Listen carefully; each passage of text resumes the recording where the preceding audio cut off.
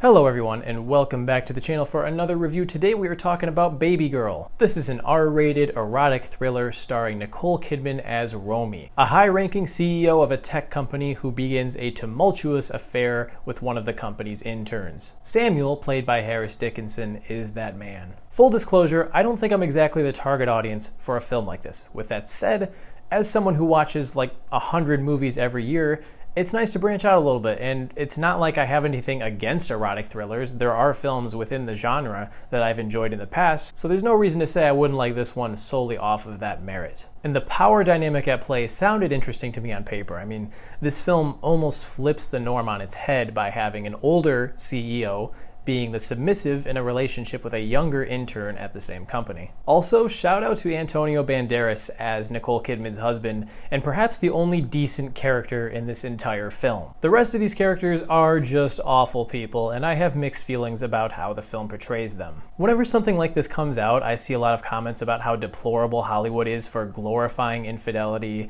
and treating female characters with more compassion and empowerment when they cheat. And I'm not going to outright say that Babygirl does this, but I'll just get this off my chest right away.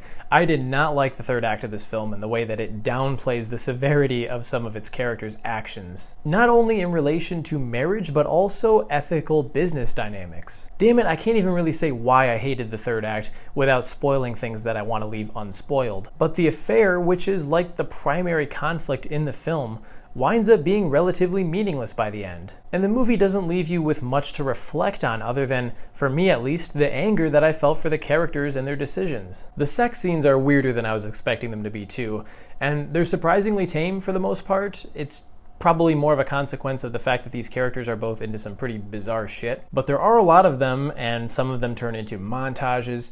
And what the film lacked for me is the mind games, the disagreements, the close calls, all these things that I was hoping would spice up the story a bit. Instead, it just kind of spins around in circles for a lot of the runtime. Also, tons of implausibilities. Romy meets Sam in hotels and sometimes stays there the whole night, and we never see her husband question this, or at least her making up some kind of excuse as to why she's out so late. And despite clearly having a massive role in her company, she also meets him in public. Anyways, it looks great. I like the editing style, the score is memorable, and I think Nicole Kidman is fantastic. And kudos to her for taking on a role like this, which is very different and some might say risky. Her performance might be one of the few things that prevents this from feeling a little bit akin to something like 50 Shades of Grey. You know, misguided, problematic. Not that it ever gets nearly as bad as that film. I think if you're going to tackle a subject like this in an erotic thriller, there needs to be more payoff that doesn't make me feel like I'm suddenly supposed to sympathize with a lying, cheating, shameless hypocrite. And maybe that wasn't the intention at all, but it's what the film left me feeling at the end. Again, the first two-thirds could have led to a very different third act that might have been very condemning of her actions. Overall, it is a mixed bag, but it left me with a sour taste in my mouth, so I'm going to give Babygirl 2.5 stars. As always, be sure to hit that like button and subscribe before you take off. I'll catch you guys in the next one. See you later.